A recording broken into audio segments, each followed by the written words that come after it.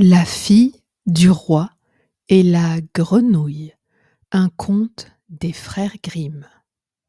Dans des temps très anciens, alors qu'il pouvait encore être utile de faire des vœux, vivait un roi dont toutes les filles étaient belles.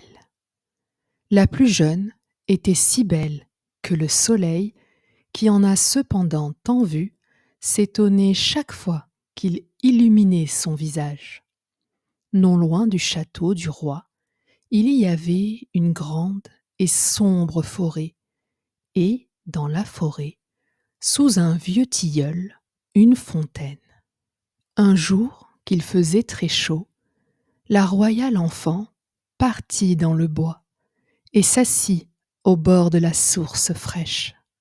Et comme elle s'ennuyait, elle prit sa balle en or, la jeta en l'air et la rattrapa. C'était son jeu favori. Il arriva que la balle d'or, au lieu de revenir dans sa main, tomba sur le sol et roula tout droit dans l'eau. La princesse la suivit des yeux, mais la balle disparut. La fontaine était si profonde qu'on n'en voyait pas le fond. La jeune fille se mit à pleurer de plus en plus fort. Elle était inconsolable. Comme elle gémissait ainsi, quelqu'un lui cria : « Pourquoi pleures-tu, princesse, si fort qu'une pierre s'en laisserait attendrir ?» Elle regarda autour d'elle pour voir d'où venait la voix et aperçut une grenouille qui tendait hors de l'eau sa tête grosse et affreuse. « Ah, c'est toi, vieille barboteuse ?» dit-elle. « Je pleure ma balle d'or qui est tombée dans la fontaine. »« Tais-toi et ne pleure plus, » dit la grenouille. « Je vais t'aider. »« Mais que me donneras-tu si je te rapporte ton jouet ?»« Ce que tu voudras, chère grenouille, » répondit-elle.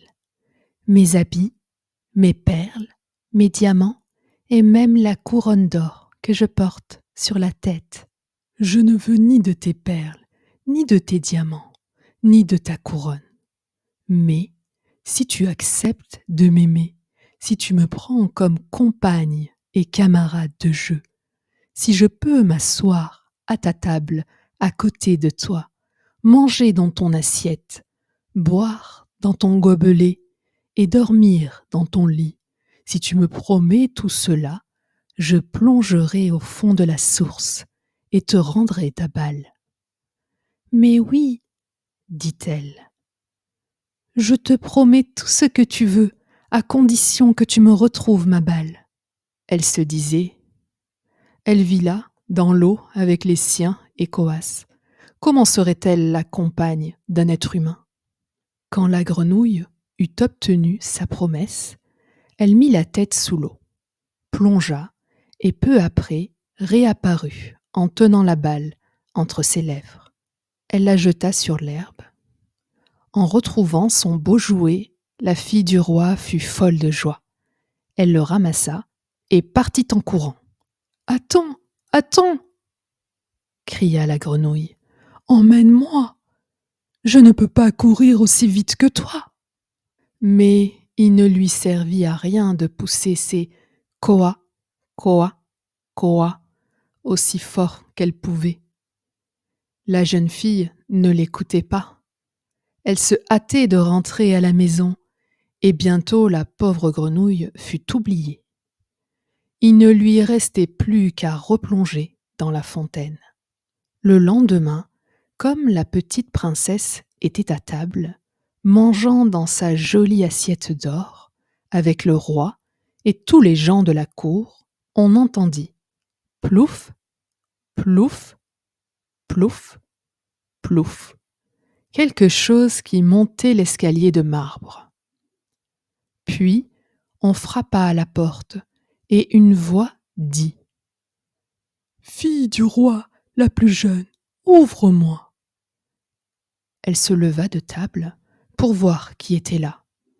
Quand elle ouvrit, elle aperçut la grenouille.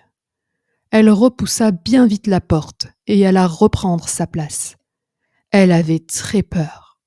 Le roi vit que son cœur battait fort et dit : « Que crains-tu, mon enfant ? Y aurait-il un géant derrière la porte qui viendrait te chercher ? » « Oh, non, répondit-elle.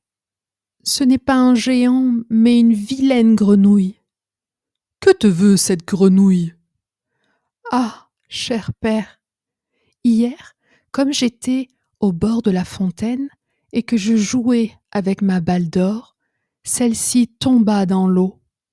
Parce que je pleurais bien fort, la grenouille me l'a rapportée.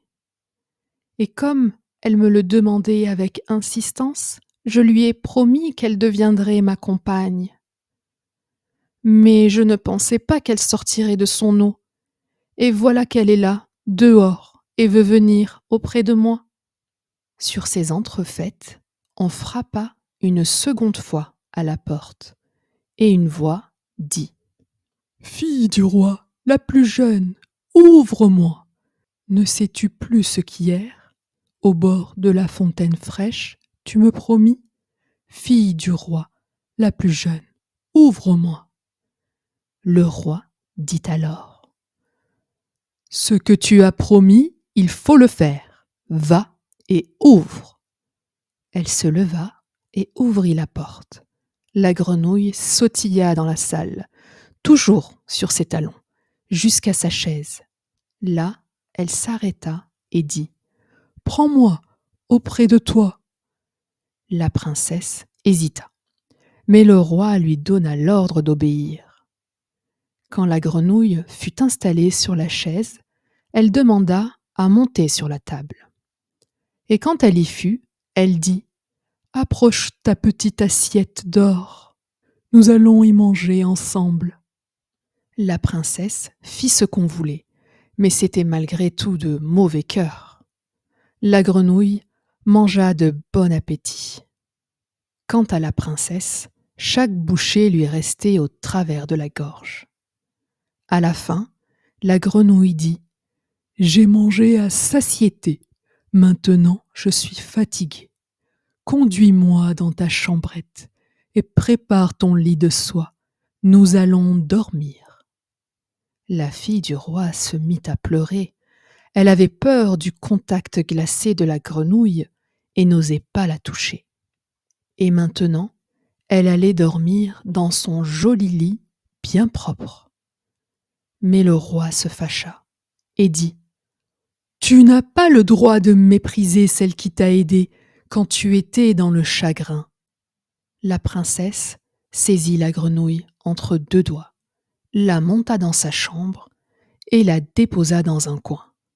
Quand elle fut couchée, la grenouille sauta près du lit et dit : « Prends-moi, sinon je le dirai à ton père. » La princesse se mit en colère, saisit la grenouille et la projeta de toutes ses forces contre le mur. « Comme ça, tu dormiras, affreuse grenouille !»